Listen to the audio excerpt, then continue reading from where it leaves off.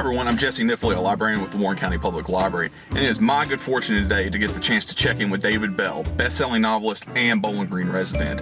So we're going to go head over to his house, see what he's been working on, hear about his new novel, and we're going to go to the library and check out some books too.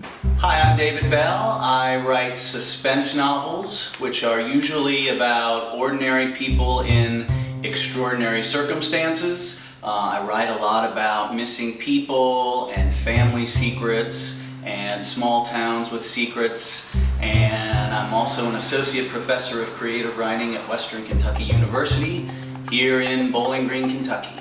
Well, Dave, welcome, and thanks for talking to us today. Sure. Yeah. Sure. So tell me, you've got a new book coming out later this month, so sort of walk us through what that's like and tell us a little bit about it.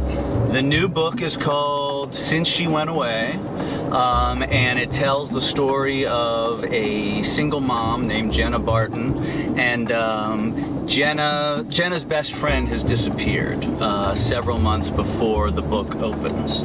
So, and on the night that Jenna's friend disappeared, Jenna was supposed to meet her, and Jenna showed up late, and when she got there, her friend was gone. And so the whole community is upside down trying to find out what happened to this woman. Jenna feels a tremendous amount of guilt because she thinks, if I was there that night, maybe something would have been different. And then the story is also told from the point of view of Jenna's son, who's 15 years old and a high school student, and he kind of bears some responsibility for his mother being late that night. And then he has also met a girl who has just moved to town, and this girl does not seem to have a past. And so the big question in the book is there a connection between this new girl in town who has some weird stuff going on in her life and Jenna's friend who disappeared a few months earlier? So it's really these two people in the same family trying to put together what's going on in this town. Yeah. It's really interesting. One of the things that I think is neat about your work is that you are definitely interested in disappearances, unexplained, people falling off the face of the map, that sort of stuff. What do you think it is about that particularly, that sort of subject that keeps drawing you back to it? I think it's just so weird. I just think it's so weird that adults can disappear. It's understandable to some extent when a kid disappears because kids are vulnerable and we think of people preying on kids and stuff like that. But when you get to be an adult, you feel kind of secure in the world, Yeah. Like when I remember being a kid and I'd see some, weird public service announcement about kids disappearing, and then I'd walk down the street and I'd be like, oh my gosh, the white van's gonna pull up and somebody's gonna take me away, But as adults, I think we think, well, we're relatively secure, we're relatively able to take care of ourselves. But people disappear. Awful things happen to people, or maybe people disappear because they want to disappear. Yeah. So I think it's the fact that when someone disappears and we don't know what happened to them, you can project all this stuff onto them. Was it a crime? Did they run away? Are they alive? Are they dead? Did they have a good reason for going away? Did they have a problem that they're running away from? And it's just all this uncertainty. And as a fiction writer, you can just fill that uncertainty up with all sorts of weird, crazy stuff and see what happens. Yeah.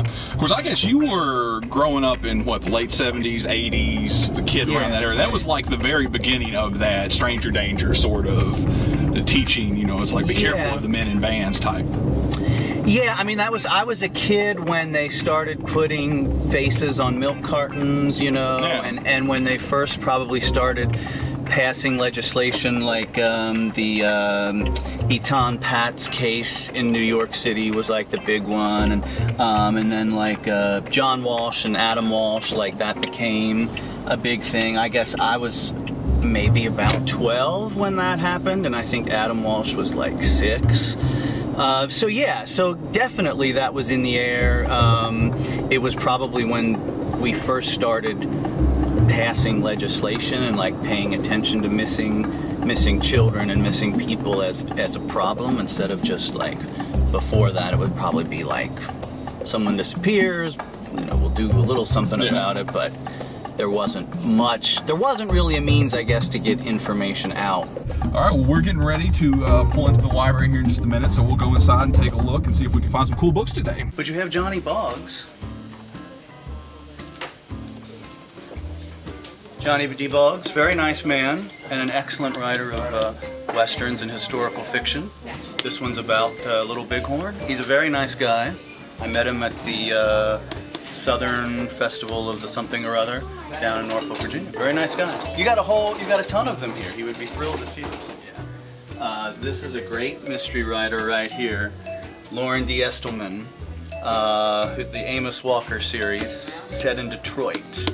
He's a great writer. And I'm really fortunate that I'm getting to do an event with him up in Ann Arbor in July. He lives in Michigan. Obviously, most people are going to be there to see Lauren D. Estelman, but I will kind of be along. I might get there and they might say like, well, he needs his coffee and his dry cleaning now. That could be the way the thing goes, I'm not sure. And that would be fine. He's such a great writer. I would do that for him. Okay. This is J.T. Ellison, right down the road in Nashville, of course.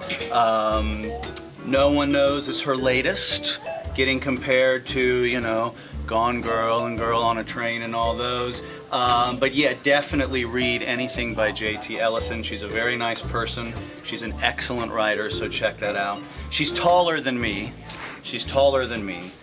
So that's part of the reason why I read her books, is because I'm afraid of her when she tells me to read her books. But no, she's great. You should definitely check out J.T. Ellison. Anything she writes, you should read, but definitely that one. Linwood Barclay, great thriller writer. He's Canadian, so he's very polite thrillers. But yeah, if you like thrillers about like regular people who have weird things happening in their lives, he's outstanding and he's a very nice guy. We have the same editor, Linwood Barclay and I. Oh, that's cool. The same editor, yes. He's a very nice guy. He gave me a blurb for my book, The Forgotten Girl. And so this is my blurb for Linwood Barclay, which will no doubt send him to the top of the bestseller list. I would not be standing here if it were not for Ed Gorman.